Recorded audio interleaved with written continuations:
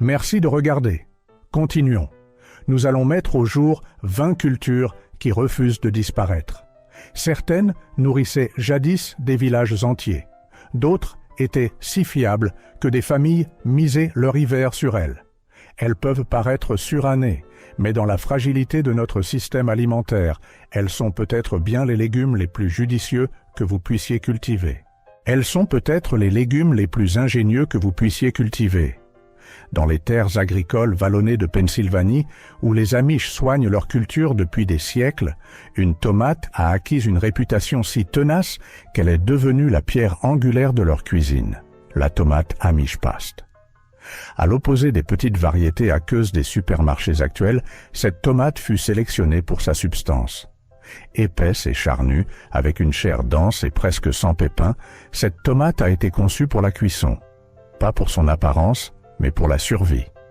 Imaginez une cuisine de ferme en bois, l'air rempli du parfum d'une sauce frémissante, tandis que des paniers de ces tomates sont réduits en une pâte épaisse et en ragoût consistant. Pour les familles amish, la fiabilité de la récolte importait tout autant que sa saveur.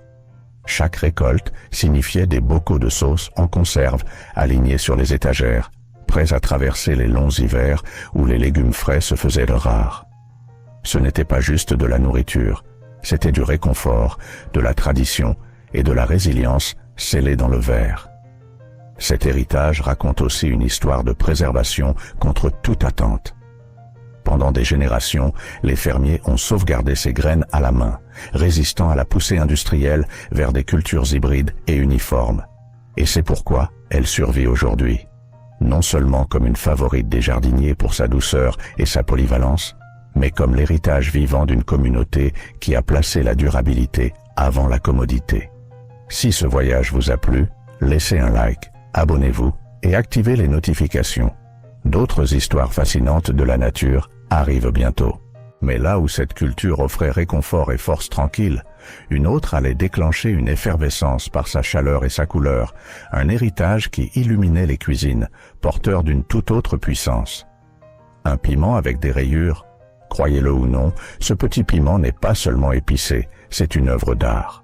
Le piment poisson pousse avec des stries crème, vertes et rouges, comme si un peintre avait brossé chaque gousse à la main. Mais sa beauté n'est qu'une facette de son histoire. Au XIXe siècle, les communautés afro-américaines de la région de Chesapeake le cultivaient comme ingrédient clé des restaurants d'huîtres et de crabes. Jamais vendu sur les marchés ni listé dans les catalogues de semences, il vivait dans les potagers et les recettes se transmettaient de main en main. L'histoire de ce piment est enracinée dans les communautés afro-américaines et caribéennes du XIXe siècle. À Baltimore et le long de la baie de Chesapeake, les restaurants d'huîtres et de crabes en dépendaient pour assaisonner leurs fruits de mer. Pendant des années, il a prospéré dans les jardins de ruelles, transmis de main en main, sans jamais être consigné dans les catalogues. C'était un héritage culturel, préservé discrètement dans les cuisines plutôt que dans les serres. Sa quasi-disparition au XXe siècle ne vient pas d'un manque de saveur, mais de l'agriculture industrielle qui privilégiait des piments uniformes, faciles à stocker.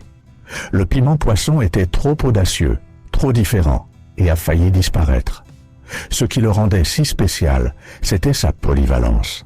Les jeunes piments pâles ajoutaient une note douce au ragoût de fruits de mer, tandis que les rouges, mûrs et ardents, enflammèrent les sauces. Pendant des générations, ce piment fut la saveur secrète de la culture culinaire de Baltimore, jusqu'à sa quasi-disparition au XXe siècle. Heureusement, des gardiens de semences l'ont sauvé.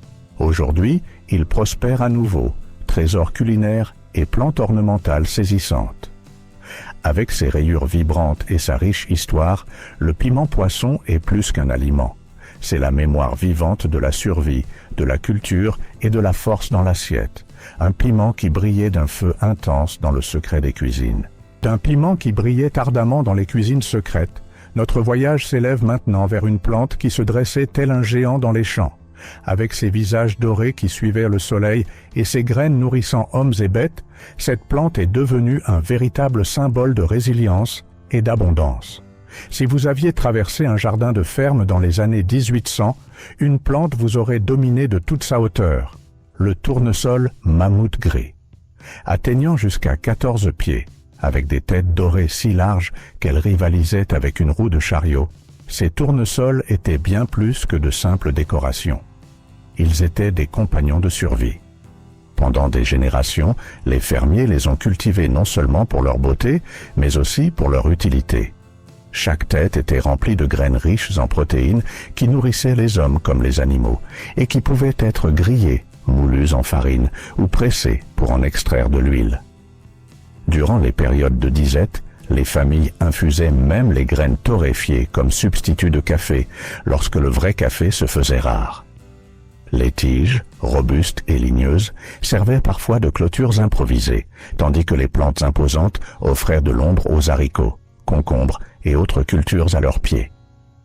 Ainsi, un carré de tournesol devenait à la fois garde-manger et protection.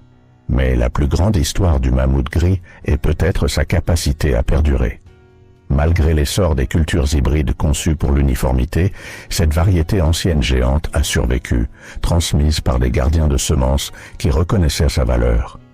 Mais tandis que le tournesol régnait sur les cieux par sa taille imposante, d'autres merveilles poussaient à l'ombre de sa gloire.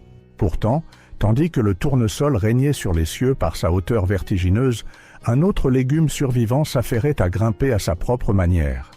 C'était un haricot qui serpentait et s'enroulait tel un reptile, prospérant dans les sols les plus pauvres, le haricot serpent à sonnette.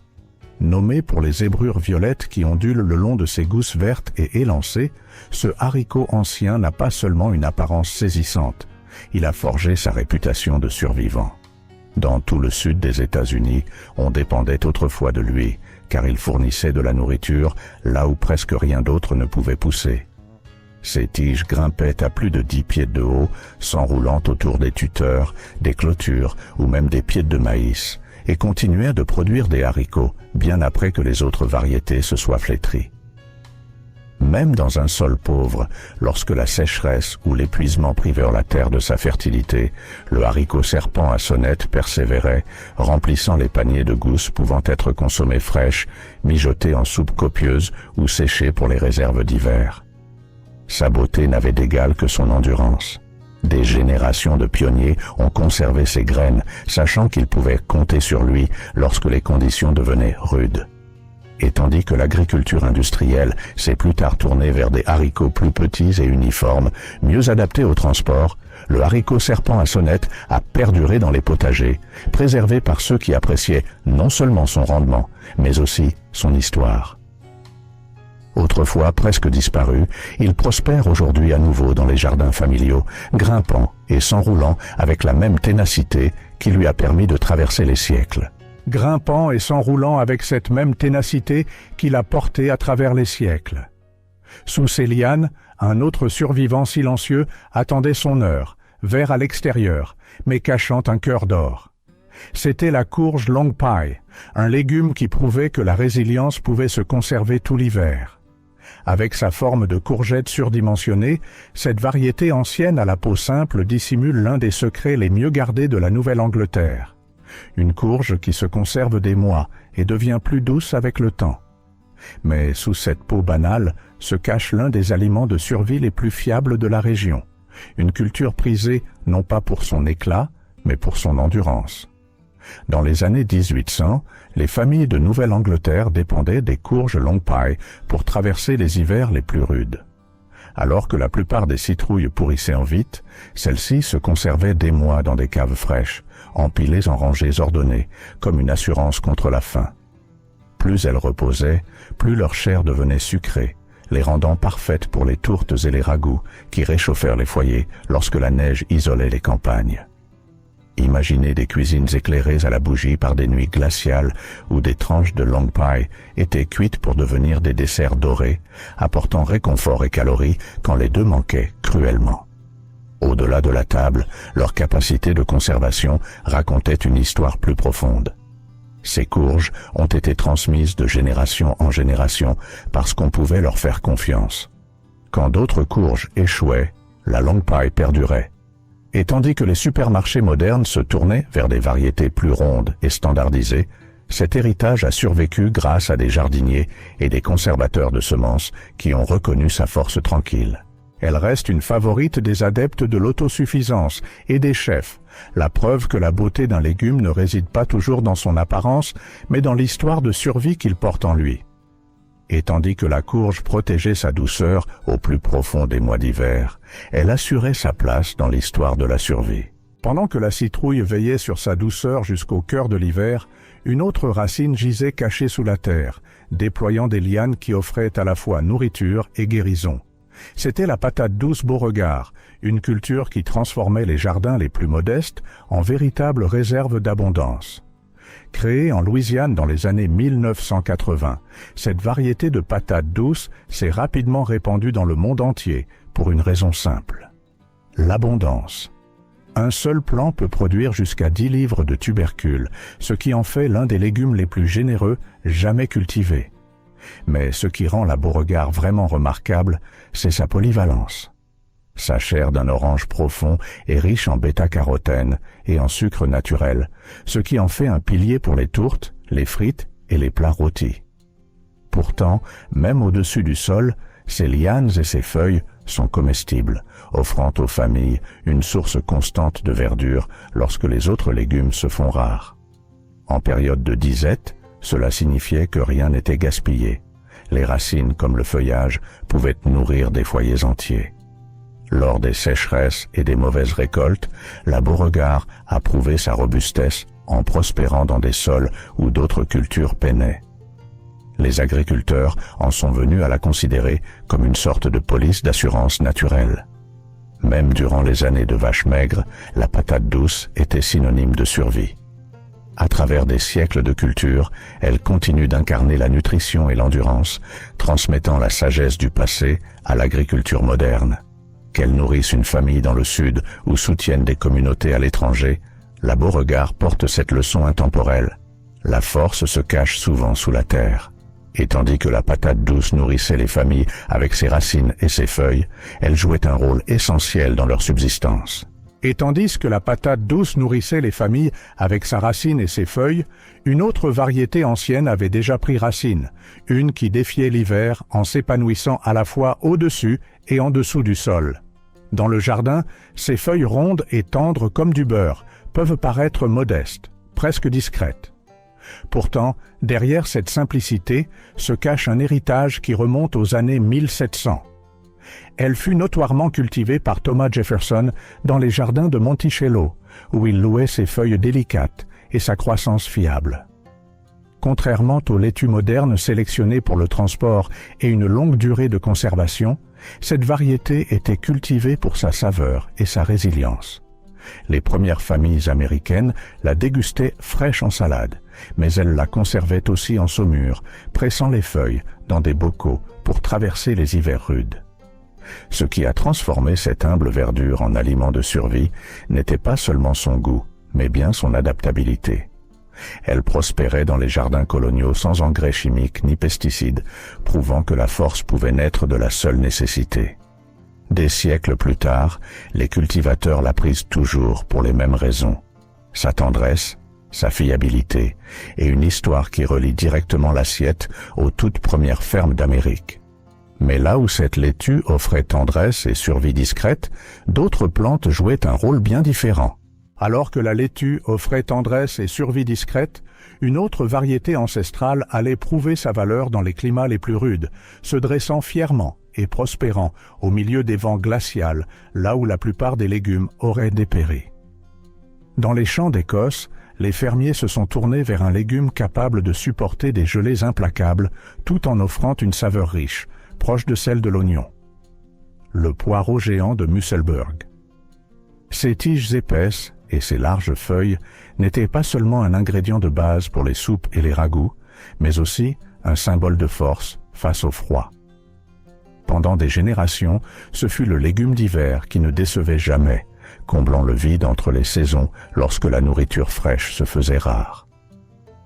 Se dressant jusqu'à 30 pouces de hauteur, ces poireaux étaient bien plus que de simples piliers du potager. Ils devinrent des incontournables des cuisines écossaises, mijotés dans des bouillons et des ragoûts qui apportaient chaleur et réconfort durant les longs hivers.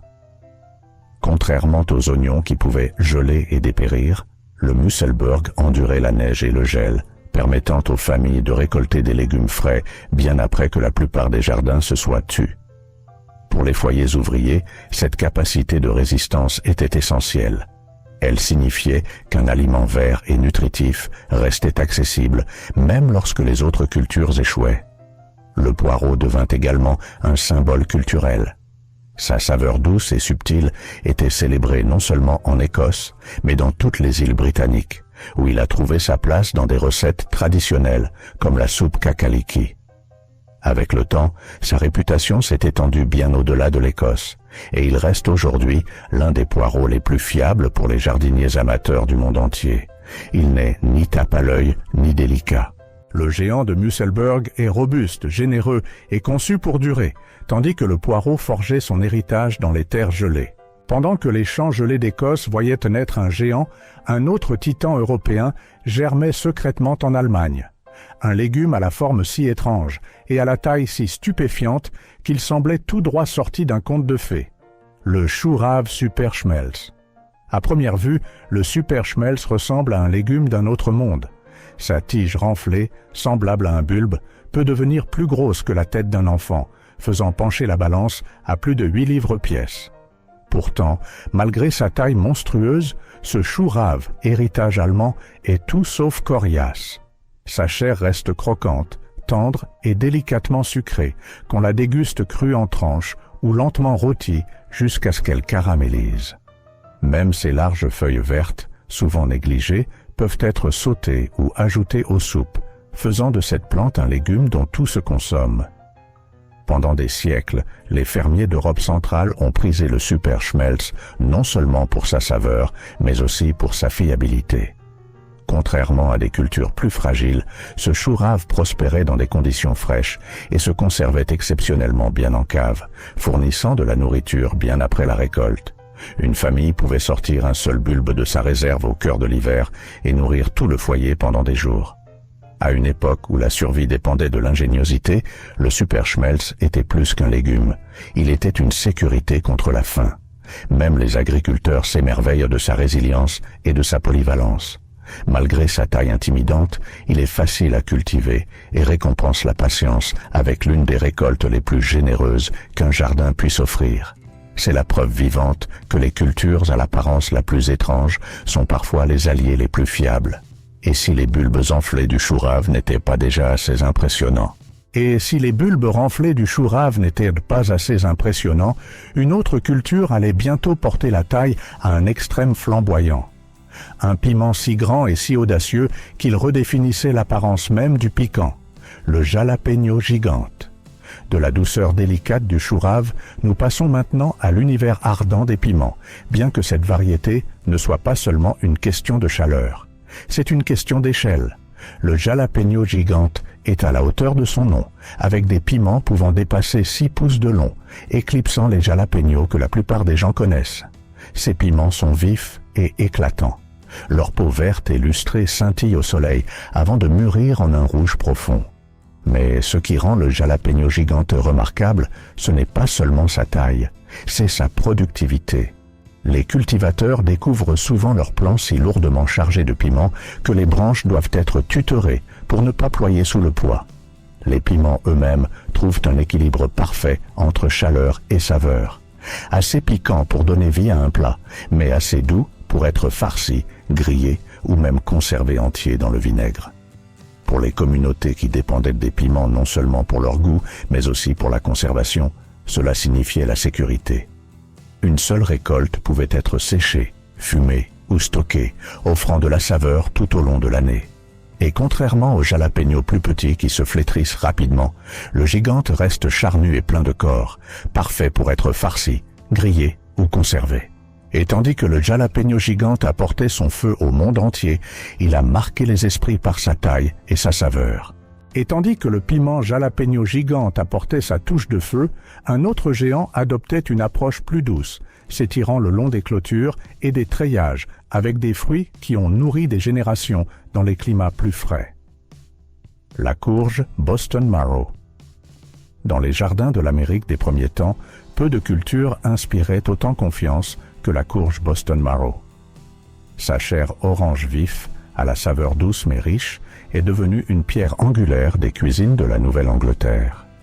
Contrairement aux variétés fragiles qui dépérissaient dans de mauvaises conditions, la Boston Marrow prospérait dans les climats plus froids, grimpant aux clôtures et s'étalant le long des treillages comme si elle était déterminée à revendiquer chaque centimètre d'espace. Sa polyvalence la rendait inestimable. Rôtie, elle offrait une douceur crémeuse qui rivalisait avec la citrouille. Dans les soupes et les ragoûts, elle apportait de la consistance durant les mois les plus froids. Les tartes étaient garnies de sa chair riche bien avant que la purée de citrouille en conserve ne devienne un produit de base. Pour les familles qui vivaient de leur culture, cette courge était bien plus que de la nourriture. C'était du réconfort, de la chaleur et de la résilience. Sa réputation s'est rapidement répandue au cours du XIXe siècle, lorsque les catalogues de semences la vantaient comme une courge d'une excellence remarquable. Les agriculteurs l'ont adoptée non seulement pour son goût, mais aussi pour sa conservation. Une Boston Marrow, correctement récoltée, pouvait se conserver tout l'hiver, sa coque dure protégeant la chair tendre qu'elle abritait. Sa carapace robuste protège une chair tendre à l'intérieur. Pourtant, parmi toutes les courges résistantes des années 1800, une variété se distinguait, cultivée non pas pour la conservation ou les ragoûts, mais pour sa taille démesurée et son effet de surprise. Dominant le monde des variétés anciennes, cette citrouille est légendaire pour sa taille colossale. Dans des conditions optimales, elle peut facilement dépasser les 200 livres sur la balance, éclipsant les citrouilles ordinaires et transformant un modeste potager en un carnaval de géants. Nous avons déjà vu ces géants enfler à une vitesse étonnante, gagnant jusqu'à 40 livres par jour dans des conditions de pointe. Leur croissance rapide n'est pas qu'un spectacle, c'est la biologie poussée à ses limites. Imaginez, les agriculteurs ne cultivaient pas ces citrouilles uniquement pour se nourrir. Ils les cultivaient par fierté, et c'est toujours le cas aujourd'hui. Des foires locales aux pesées mondiales, des compétiteurs couronnent chaque saison les cultivateurs champions. En fait, le record du monde actuel s'élève au poids stupéfiant de 2749 livres, détenu par Travis Ganger d'Anoka, au Minnesota. Avec sa peau orange et lisse et une empreinte qui peut rivaliser avec une baignoire, la géante atlantique reste un spectacle, simplement plus grand. Mais derrière sa taille monstrueuse se cache un aspect pratique. La géante atlantique est aussi appréciée pour sa chair, qui peut être utilisée dans des tartes, des soupes ou pour l'alimentation animale, bien que la plupart des jardiniers admettent que c'est le frisson de la récolte qui les attire. Voir l'une de ces citrouilles enfler jour après jour, c'est assister à la puissance de la nature se magnifier. Mais alors que la géante atlantique s'étendait sur le sol, tel un géant endormi, tandis qu'une culture s'étalait au sol, tel un géant endormi, une autre s'élançait haut dans le ciel, svelte, verte et couronnée de fruits délicats. Le gombo corne de vache. Dans les champs chauds du sud américain, le gombo corne de vache poussait, fier et élancé, s'étirant jusqu'à 8 pieds dans les airs, telles des flèches verdoyantes en quête de soleil. Cette variété ancienne doit son nom à ses longues gousses incurvées, dont la forme rappelle celle d'une corne de vache. Récoltées jeunes, souvent dans le calme frais du petit matin, ces gousses sont tendres et savoureuses, atteignant parfois plus d'1 pied de long.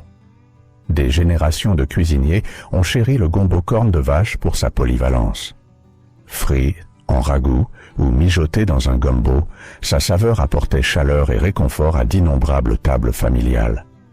Et tandis que de nombreuses variétés de gombo devenaient coriaces si on les laissait trop grossir, le corne de vache restait étonnamment comestible, même à des tailles impressionnantes. Pour les agriculteurs, cela signifiait moins de récoltes perdues et plus de nourriture recueillie sur chaque plant. À l'époque précédant la réfrigération, cette caractéristique était inestimable. Les familles pouvaient retourner au jardin jour après jour, certaines que les gousses seraient encore assez tendres pour être dégustées. Et avec des tiges qui s'élevaient bien au-dessus de la tête de la plupart des jardiniers, les plants eux-mêmes devenaient partie intégrante du paysage, un rappel vivant de l'abondance. Et alors que le gombo s'élançait vers le ciel avec sa stature imposante, Alors que le gombo s'élançait vers le ciel avec ses tiges imposantes, un autre géant du sud s'étalait tout près sur le sol, zébré comme un serpent à sonnette, massif comme un jeune enfant et assez sucré pour nourrir des familles entières, la pastèque Georgia rattlesnake.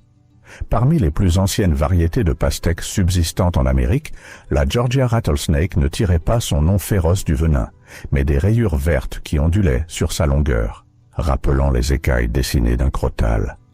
Pour les fermiers du XIXe siècle, ces rayures n'étaient pas un avertissement, elles étaient une promesse d'abondance. D'abord cultivée dans le sud au début des années 1800, cette pastèque ancienne est rapidement devenue un incontournable des réunions de famille comme des étals de marché. Ces vignes s'étendaient à l'infini à travers les champs, produisant des fruits si massifs qu'ils pouvaient peser jusqu'à 50 livres chacun. Pour les colons et les agriculteurs qui travaillaient la terre sous des étés torrides, ces melons étaient plus que de simples friandises rafraîchissantes. Ils étaient des symboles de survie.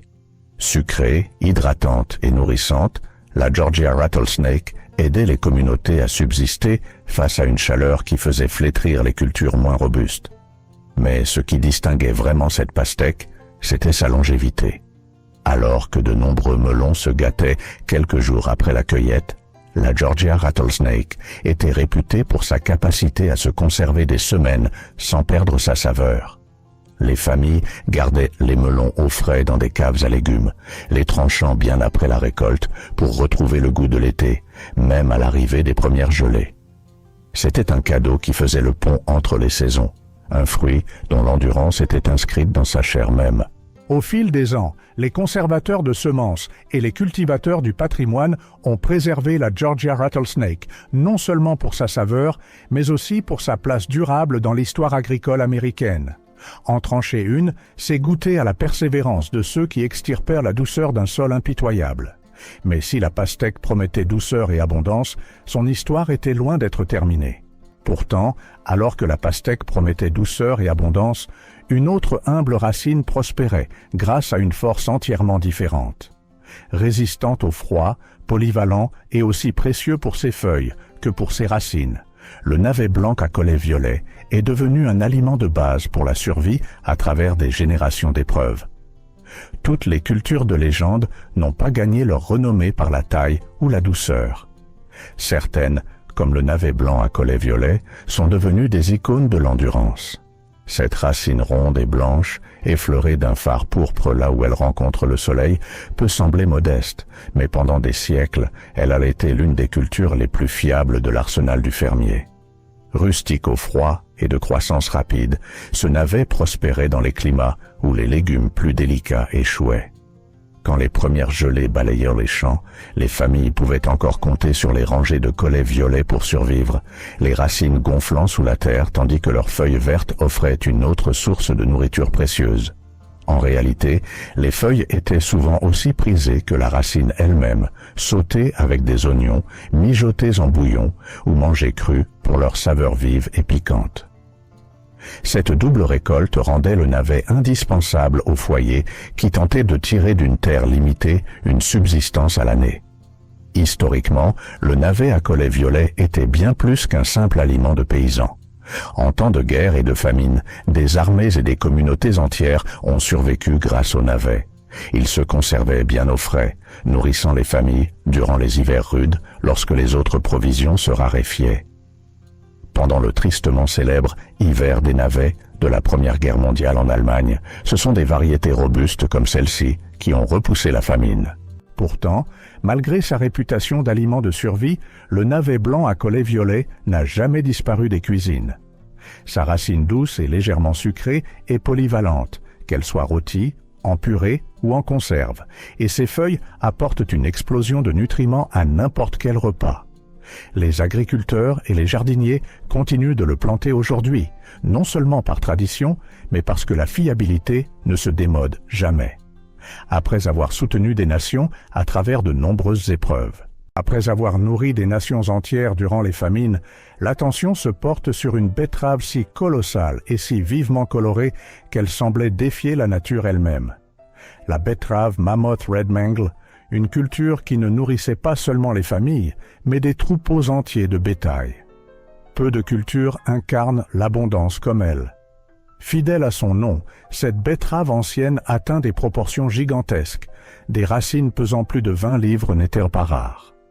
Dans les années 1800, il n'était pas inhabituel de voir des fermiers poser fièrement à côté de leur récolte, une seule betterave presque aussi grande qu'un enfant. Ces géants n'étaient pas de simples curiosités, ils étaient de véritables bouées de sauvetage. La Mammoth Red Mangle était une culture à double usage, nourrissant à la fois les hommes et les animaux. Si ces racines douces et terreuses pouvaient être rôties, écrasées en purée ou mises en conserve pour la table familiale, elles étaient surtout célèbres pour soutenir le bétail durant les longs hivers. Les agriculteurs comptaient sur elles pour bien nourrir les bovins, les chevaux et les moutons lorsque les pâturages devenaient stériles. Des granges entières étaient remplies de ces racines massives, et sans elles, la survie dans de nombreuses fermes aurait été bien plus précaire. Mais la mangle ne se résumait pas à sa taille impressionnante. Ses fans étaient également comestibles, offrant un légume vert nutritif qui pouvait être sauté avec des oignons et du beurre. Un plat simple mais copieux qui complétait les repas. Pour les foyers aux ressources limitées, la mangle fournissait de la nourriture de la racine à la feuille, garantissant que rien ne soit gaspillé. Au-delà de leur aspect pratique, ces betteraves géantes inspiraient un sentiment d'émerveillement et de détermination. Les enfants s'émerveillaient de leur taille, les voyageurs les notaient dans leurs journaux, et les foires agricoles les exposaient souvent comme des symboles de la générosité de la nature. De génération en génération, les cultivateurs d'antan les ont précieusement conservés, non seulement pour leur rendement remarquable, mais aussi comme des souvenirs vivants d'une époque où l'ingéniosité agricole répondait à la nécessité. Et tout comme ces racines pourpres nourrissaient à la fois les hommes et le bétail, elles symbolisaient une alliance unique entre l'homme et la terre. Et tandis que ces racines pourpres nourrissaient hommes et bétail, une autre culture se révélait, avec une forme aussi curieuse que sa saveur. Large et semblable à une oreille, elle offrait douceur, polyvalence et le support parfait pour être farci. Dans les jardins d'été foisonnants d'Europe de l'Est, un légume se démarquait non par son piquant, mais par sa pure générosité.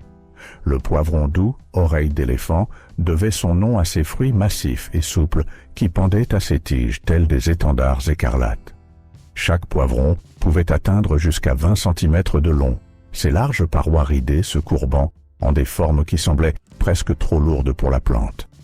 Contrairement aux poivrons à peau fine qui s'affaissent sous la chaleur, ceux-ci étaient sélectionnés pour conserver leur forme. Évidés et farcis de viande, de riz ou de légumes, ils devenaient une pièce maîtresse dans les cuisines des fermes. Une fois rôtis, leur épaisse chair sucrée se transformait en ruban à la saveur fumée. Consommés crus, ils apportaient une fraîcheur croquante aux salades et au pain. En temps difficile, les familles pouvaient compter sur ces fruits surdimensionnés pour allonger les repas et remplir les estomacs sans gaspillage. L'oreille d'éléphant représentait aussi une forme de résilience. Robuste et productif, il pouvait prospérer dans un sol modeste, livrant panier après panier de poivrons géants tout au long de l'été. Les agriculteurs l'appréciaient non seulement comme aliment, mais aussi comme une culture fiable qui produirait de manière constante, année après année, même lorsque d'autres légumes échouaient. Même lorsque les autres légumes faiblissaient, au cœur des longs étés brûlants du Sud américain, une culture a conquis sa place, devenant à la fois une merveille du potager et un pilier de la cuisine. La tomate Goliath. Fidèle à son nom, cette variété ancienne produit des fruits si imposants qu'ils dépassent souvent les 2 livres sur la balance, assez lourds pour remplir les 2 mains du jardinier qui les cueille. Leur taille seule en fait un spectacle, mais c'est leur saveur riche et équilibrée qui les a rendus si chers au fil des générations. La Goliath n'est pas qu'une simple tomate, c'est une promesse d'abondance.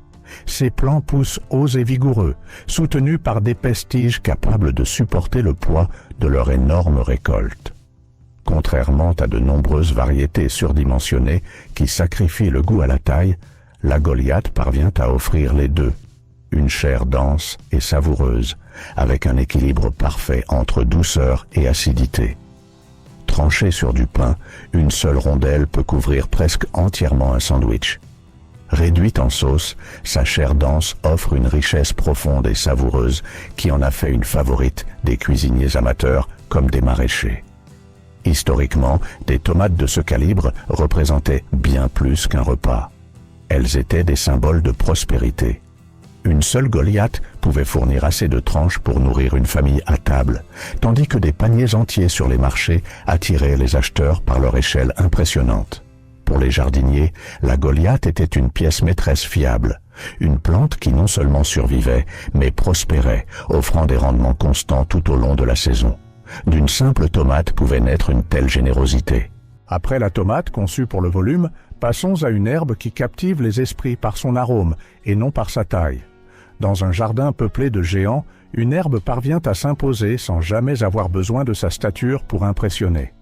Le basilic mammouth est une variété qui porte bien son nom, produisant des feuilles si grandes qu'elles peuvent couvrir la paume d'une main. Contrairement aux délicates brindilles du basilic commun, ces feuilles surdimensionnées apportent à la fois un drame visuel et une puissance culinaire. Une seule feuille suffit souvent à assaisonner un plat entier. Mais le basilic mammouth, ce n'est pas seulement une question de quantité, c'est avant tout une question de qualité. Sa saveur est audacieuse et aromatique, portant cette note classique de basilic doux et de clous de girofle, mais avec une intensité qui persiste. Fraîchement cueillie et déchirée, elle embaume l'air du parfum incomparable de l'été. Dans les cuisines traditionnelles, ces feuilles géantes étaient déposées entières sur du pain, enroulées autour de fromage frais ou superposées dans des salades de tomates. Pour ceux qui conservaient les aliments pour l'hiver, la productivité de la plante signifiait que des paniers de feuilles parfumées pouvaient être transformés en bocaux de pesto, en huile et en herbes séchées qui parfumeraient les repas bien après la fin de la saison des récoltes. Au champ, le basilic mammouth est un producteur infatigable. Ses larges feuilles gaufrées repoussent continuellement, permettant aux jardiniers de récolter des poignées entières sans jamais épuiser la plante. Contrairement aux herbes plus fragiles, il prospère dans la chaleur, se tenant fièrement aux côtés des tomates, des poivrons et des aubergines au cœur de l'été. Cette fiabilité en faisait un compagnon inestimable dans les jardins de subsistance où chaque plante devait justifier sa place. Culturellement, le basilic a toujours été porteur de symboles, des anciens rituels méditerranéens au rebord de la fenêtre d'une cuisine de ferme. La variété mammouth élève cet héritage non seulement en nourrissant, mais aussi en suscitant l'émerveillement. En voyant ces feuilles vertes massives onduler dans la brise, il est facile de comprendre pourquoi des générations de jardiniers l'ont chéri comme bien plus qu'un simple assaisonnement. C'était l'abondance, l'arôme et la beauté, tout en un. Et si le basilic offrait l'arôme, il n'était pas le seul à posséder un atout unique. Et si le basilic offrait une abondance d'arômes, notre dernière culture nous livre une douceur aux proportions géantes. Un ail de nom, mais botaniquement plus proche du poireau. Dans le monde des alliums, peu de plantes inspirent un tel mélange d'émerveillement et d'utilité que l'ail éléphant. À première vue, il ressemble à un bulbe d'ail aux dimensions démesurées, un cousin géant, avec des gousses si charnues qu'elles peuvent remplir la paume d'une main. Et pourtant, malgré son apparence imposante, l'ail éléphant n'est pas du tout un véritable ail. Botaniquement, il est plus proche du poireau, ce qui explique sa saveur étonnamment douce et sucrée. Là où l'ail commun mord avec une intensité vive, l'ail éléphant, lui, murmure. Rôti, ses gousses se transforment en une purée onctueuse, douce et aux notes de noisette, parfaite à étaler sur du pain ou à incorporer dans des soupes. Crue, sa saveur est assez délicate pour être émincée finement dans les salades, une qualité qui le rendait inestimable pour les foyers désirant le caractère de l'ail sans écraser un plat. Dans les cultures où la subtilité comptait autant que le piquant, cette plante a trouvé des adeptes fidèles. Au-delà de la cuisine, sa taille même était une forme d'assurance. Un seul bulbe pouvait atteindre près d'une livre, signifiant qu'une seule récolte fournissait des semaines d'assaisonnement. Sa capacité d'adaptation était tout aussi impressionnante, prospérant dans divers sols, pardonnant la négligence et tolérant les climats plus frais. Pour les jardiniers qui avaient besoin de résilience, l'ail éléphant était un compagnon fidèle. Visuellement, il était aussi saisissant que pratique. Ses tiges imposantes, atteignant parfois près d'1 mètre de haut, le rendaient à la fois ornemental et comestible, mêlant beauté et fonction comme peu de cultures le peuvent. Cuisine, champs et siècles. Ces légumes anciens ont prouvé que la survie ne porte pas toujours une couronne d'or ou d'acier. Parfois, elle se cache dans une tomate qui mijote sur le feu, un poivron transmis discrètement de génération en génération, ou une citrouille qui déborde du sol qui la contient. Il nous rappelle que la nourriture n'est jamais que de la nourriture. C'est la mémoire, l'endurance et un fil qui nous relie à ceux qui nous ont précédés. Dans un monde en quête de vitesse et d'uniformité, ces cultures murmurent des histoires d'endurance, de patience et du pouvoir de la diversité inscrit dans la terre. Si ce voyage vous a plu, laissez un like, abonnez-vous et activez les notifications. D'autres histoires fascinantes de la nature arrivent bientôt.